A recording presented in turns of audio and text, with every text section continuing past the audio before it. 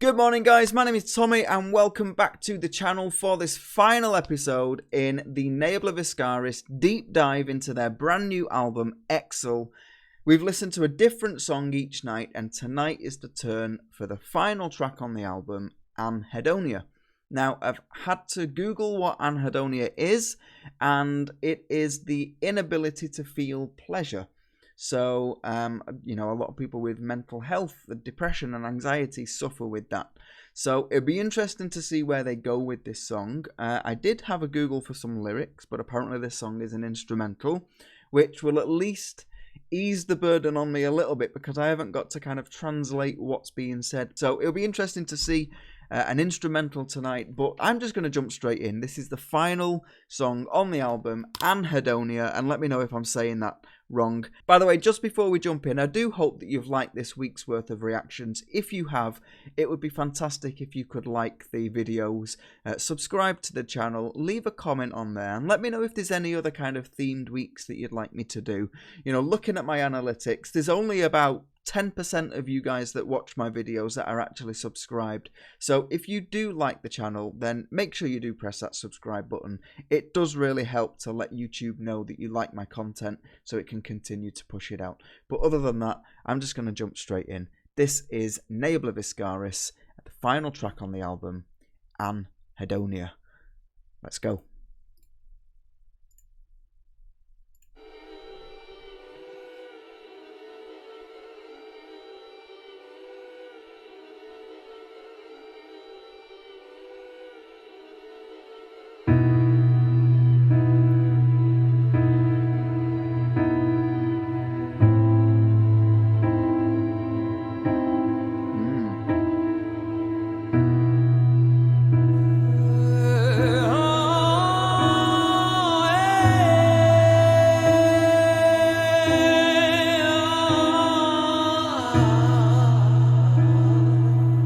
That was really nice.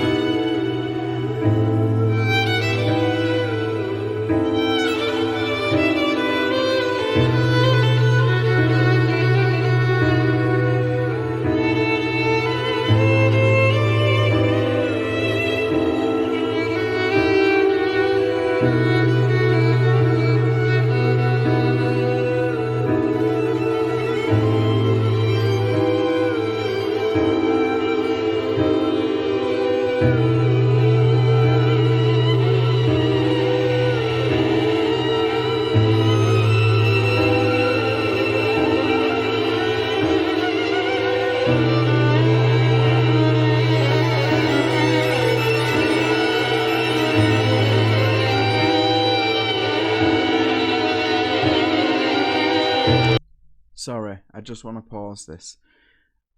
I feel like I'm in a trance. That piano has not changed at all through the song. It's just playing that.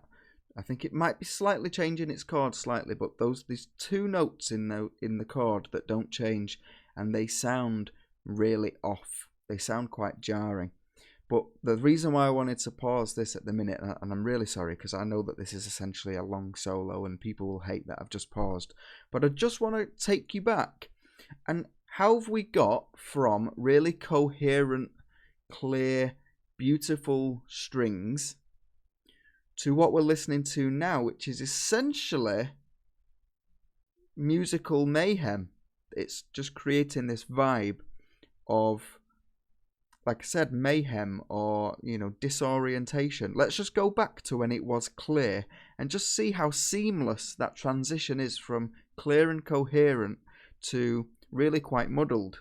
Let's go back maybe a minute.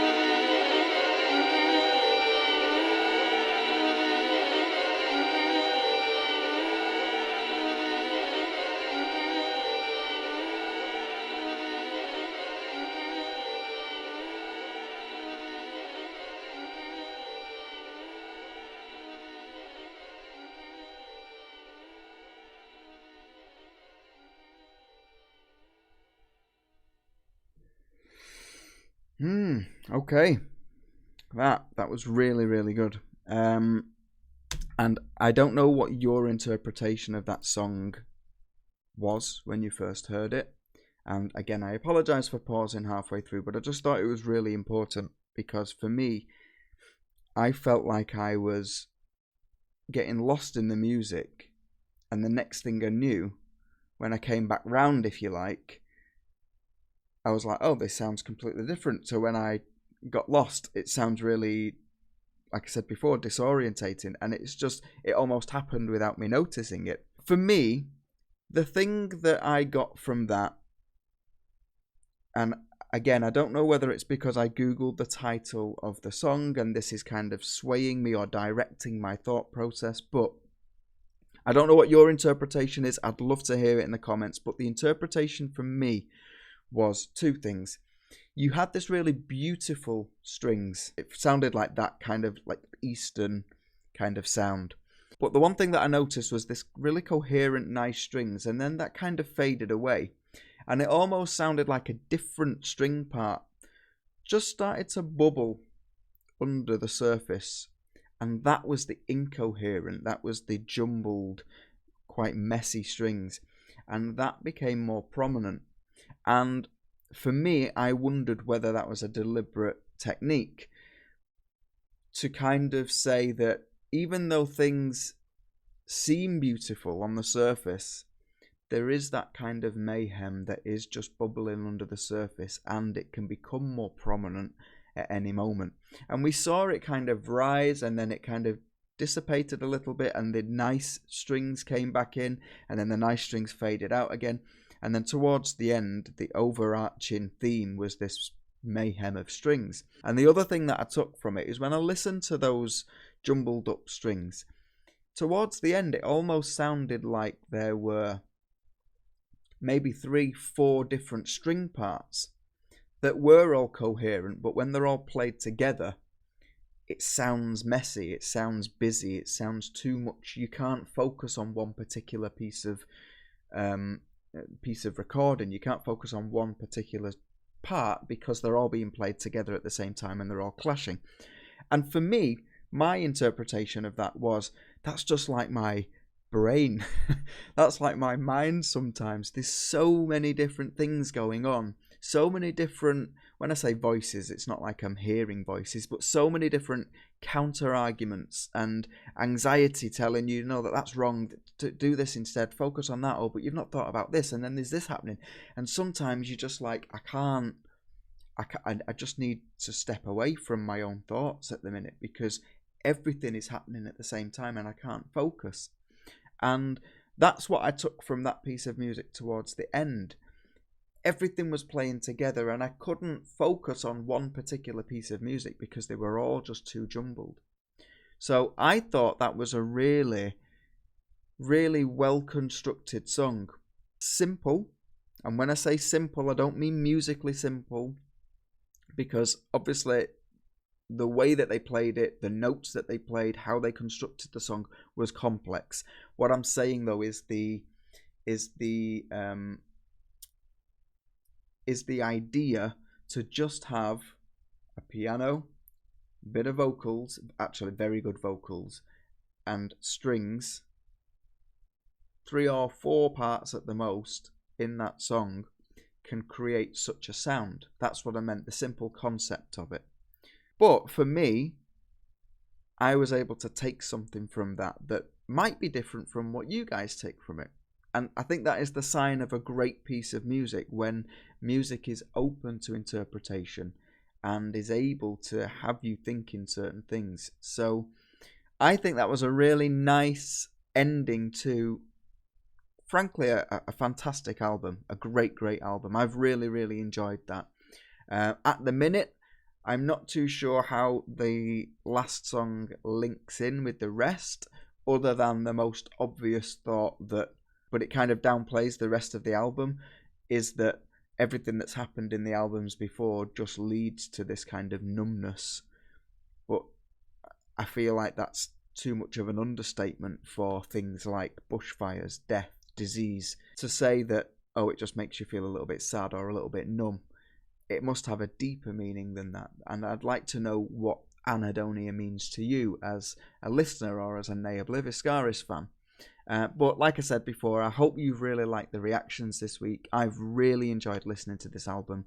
And if you do like this video, if you do like the channel, then make sure you subscribe, make sure you like, and share it, comment, get involved, do what you need to do. There is also the Patreon if you want a reaction of your own.